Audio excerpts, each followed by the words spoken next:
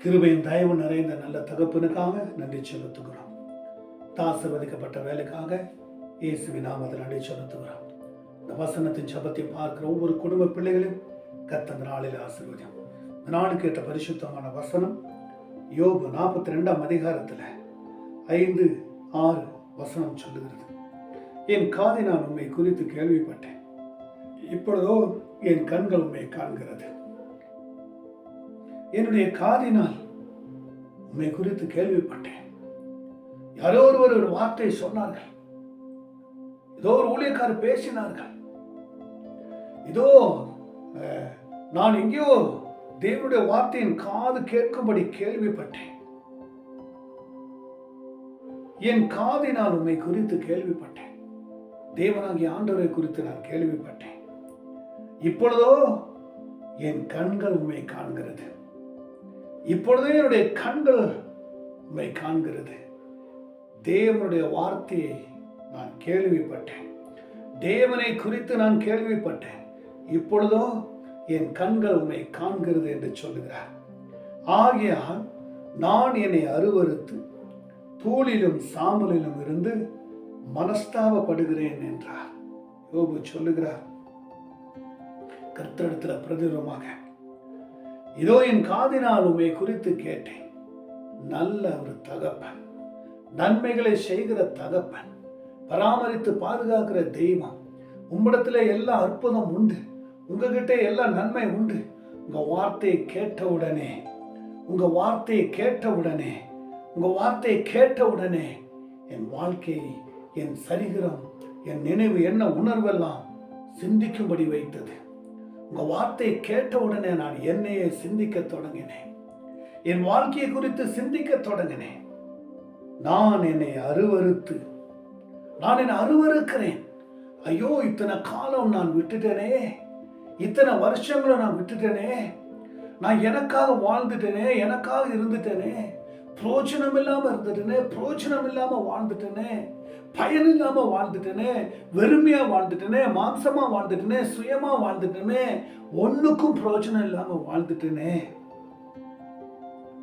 நாட்களும் காலங்களும் நேரங்களும் வீண்படுத்திட்டேனே, என் தேவன் அறியாம போயிட்டனே, தேவனை தெரியாம போயிட்டனே, பாவம் என்னை மேற்கொண்டதே, இருள் என்னை மேற்கொண்டதே, உலகம் என்னை சார்ந்து கொண்டதே, உலக இச்சைகள் என்னை சார்ந்து கொண்டதே.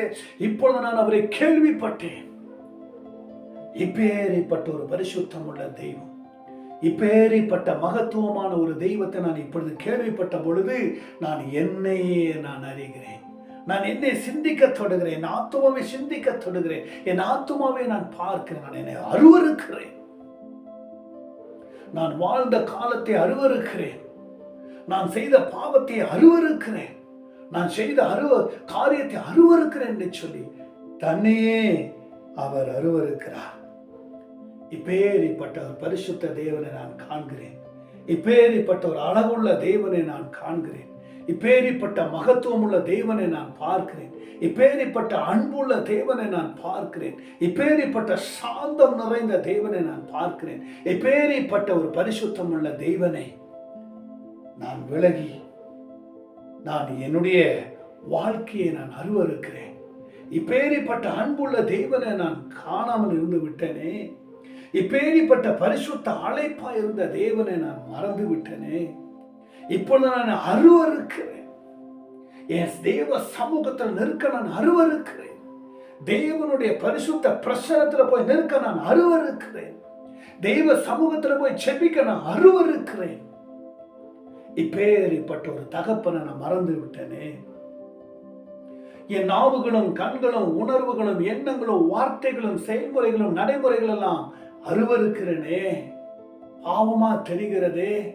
இப்ப அது எனக்கு ஒரு பாவமா என்னை தோண்டுகிறதே. நான் செய்த தவறுகள் எனக்கு வெறுப்பாய் இருக்கிறது. நான் இத்தனை காலம் வெறுப்பா வாழ்ந்துட்டேனே, தவறா வாழ்ந்துட்டேனே, குறையா வாழ்ந்துட்டேனே, அசிங்கமா வாழ்ந்துட்டேனே, அசுத்தமா வாழ்ந்துட்டேனே என்று சொல்லி யோபு தன்னையே அருவருக்கிறார், தன்னையே அருவருக்கிறார். தேவனே, காதில் உங்க வார்த்தையை கேட்டேன், என் கண்களில் உண்மை பார்த்தேன். இப்ப நான் என்னையே அறிகிறேன், நான் என்னை பார்க்கிறேன். உண்மை போல வாழ முடியாம இருந்தேனே, உம்மை போல இல்லாம இருந்தனே, இப்ப நான் அருவருக்கிறேன் என்று சொல்லி அவர் தூளிலும் சாம்பலிலும் இருந்து மனஸ்தாபப்படுகிறேன் என்றார். ஆண்டவரே, நான் தூளிலும் சாம்பலிலும் அமர்ந்து நான் மனஸ்தாபப்படுகிறேன். நான் என்னை குறித்து வேதனைப்படுகிறேன். என்னை குறித்து நான் சங்கடப்படுகிறேன். எத்தனையோ வாய்ப்பு, நேரமும் தருணமும் எத்தனையோ இடத்திலிருந்து எனக்கு அழைப்பு வந்தும் நான் அதற்கு இடம் கொடுக்காம, அதற்கு ஏற்றபடி வாழாம, அதற்கு உகந்த காரியத்தில் நிலைத்திருக்காம ஏனோ தானமா வாழ்ந்து நான் வெறுக்கிறேனே, சாம்பலிலும் தூளிலும் இருந்து நான் மனஸ்தாபப்படுகிறேனே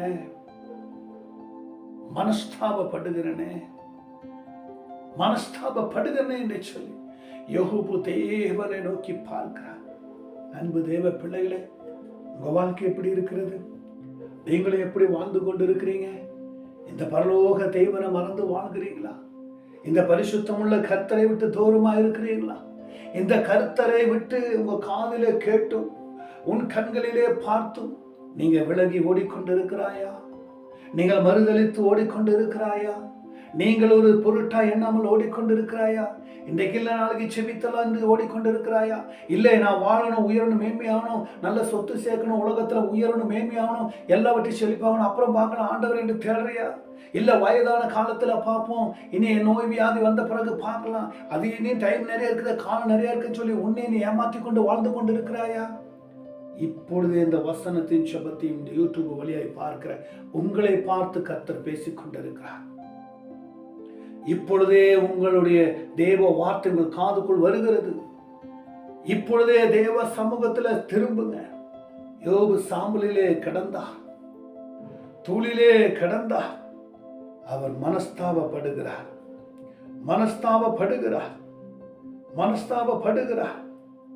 யோபு தன்னுடைய வாழ்க்கையை அறிகிறார்.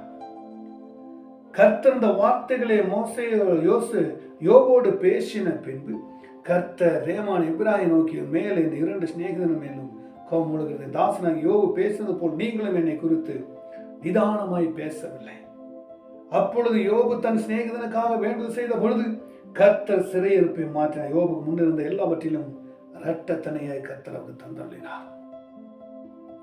யோபு காதில கேட்ட வார்த்தை கர்த்தரோடு கூட போனார். வார்த்தை கேட்ட பொழுது தொடப்பட்டது. அவர் கண்களிலே பார்க்கும்போது தொடப்பட்டது. அவர் அப்படி கண்களிலே பார்த்தார். அடிக்கப்பட்டதை பார்த்தார், நொறுக்கப்பட்டதை பார்த்தார், காயத்தோடு இருக்கிறதை பார்த்தார், வேதனையோடு சிலுவையில் தொங்கிக் கொண்டிருக்கிறதை பார்த்தார். அதைத்தான் சாம்பலிலையும் தூளிலையும் உட்கார்ந்து மனஸ்தாபப்படுகிறார். ஆண்டவரே, என்னை மன்னிங்க, என் பாவ கிருமங்களை மன்னிங்க, என் குறை குற்றங்களை மன்னிங்க. இனி நான் பாவம் செய்யாதபடி என்னை காத்துக்கொள்ளுங்க. இனி அக்கிரமம் என்னை மேற்கொள்ளாதபடி காத்துக்கொள்ளுங்க. இனி எந்த சுமைகளோ எந்த பொல்லாப்புகளோ என்னை மேற்கொள்ளாதபடி என்னை காத்துக்கொள்ளுங்க என்று சொல்லி யோபு தன்னுடைய வாழ்க்கையை ஆண்டவரை நோக்கி மன்றாடுகிறார், கூப்பிடுகிறார். ஆண்டவரே, எனக்கு நீங்க போதும். இனி உங்க விருப்பத்துல வாழணும், உங்க சித்தத்துல வாழணும், உங்களுக்கு ஏற்றபடி வாழணும், என்னை நடத்துங்க, வழி நடத்துங்க என்று சொல்லி சாம்பலில மனஸ்தாபப்பட்டு தூளில மனஸ்தாபப்பட்டு தேவனை நோக்கி கதறி செபிக்கிறார். எனக்கு நீங்க வேணும், எனக்கு உங்க சித்தம் வேணும், உங்க விருப்பம் வேணும், உங்க ஆளுகை வேணும், உங்க நடத்துதல் வேணும், உங்களை போல வாழணும் என்று செபிக்கிறார். இப்பொழுது இந்த வசனத்தின் சபத்தை பார்க்கிற உங்களை கர்த்தர் பேசுகிறார். நீங்களும் இப்பொழுது உங்களை திருத்திக் கொள்ளுங்க. இதோ உங்களுக்காக நேர தேவ வார்த்தை வருகிறது. உங்களை மாற்றிக்கொள்ளுங்க. வருகை சமீபம். இப்பொழுதே சாம்பலிலையும் தூளிலையும் அமர்ந்து மனஸ்தாபப்பட்டு தேவனை நோக்கி மன்றாடுங்கள். என்னை மன்னிங்க, என் தவறுகளை மன்னிங்க, மீறுதல்களை மன்னிங்க. இப்பொழுது உங்களுடைய பிள்ளை என்னை மாற்றும் என்று செபிங்க. இப்பொழுதே கர்த்தர் உங்களை மாற்றுவார். கேட்கிற இந்த நிமிஷத்திலே கர்த்தருடைய மகிமை உங்களுக்குள்ள இறங்கும். பார்க்கிற இந்த நேரத்திலே கர்த்தருடைய விசேஷமான அக்னி உங்களை தொடப்படும். கேளுங்க, நம்புங்க, ஏற்றுக்கொள்ளுங்க. ஒரு நிமிஷமும் கர்த்தர் புறம்பே தள்ள மாட்டார். ஒரு நொடி பொழுதும் கர்த்தர் நம்ம விட்டு விலக மாட்டார். நீங்க தோளிலும் சாம்பலிலும் இருந்து மனஸ்தாபப்படும் பொழுது அந்த கர்த்தர் நம்முடைய தேவன் ஜெபத்துக்கு பதிலே தருவார். ஆசீர்வாதத்தை கொடுப்பார், இரட்டிப்பான நன்மையை கொடுப்பார், தீர்க்காயுஷை கொடுப்பார், சம்பூர்ணத்தை கொடுப்பார், இல்லாதவில் இருக்கிறது போல அழைப்பார், எல்லாவித நன்மைகளும் செய்வார். இப்பொழுது இந்த நிமிஷமே கர்த்தருடைய வார்த்தைக்கு கீழ்ப்படுங்க. கர்த்தரை பெற்றுக்கொள்ளுங்க, பெற்றுக்கொள்ளுங்க, பெற்றுக்கொள்ளுங்க. இயேசுவின் நாமத்தில் பெற்றுக்கொள்ளுங்க. ஒவ்வொருவரையும் கர்த்தர் ஆசீர்வதிக்கிறார். தொடர்ந்து செபிங்க. இந்த வசனத்தை பார்க்கிற கேட்கிற ஒவ்வொரு பிள்ளைகளின் குடும்பங்களையும் கர்த்தர் ஆசீர்வதி. ஒவ்வொருவரையும் பரிசுத்தமாக்கும், தாங்கும், ஆசீர்வாதம் பலப்படுத்தும். இரட்சகரும் மீட்பருமான இயேசுவின் நாமத்தில் செபிக்கிறோம். ஜெபம் கேளும் நல்ல தகப்பனே. ஆமென், ஆமென், ஆமென்.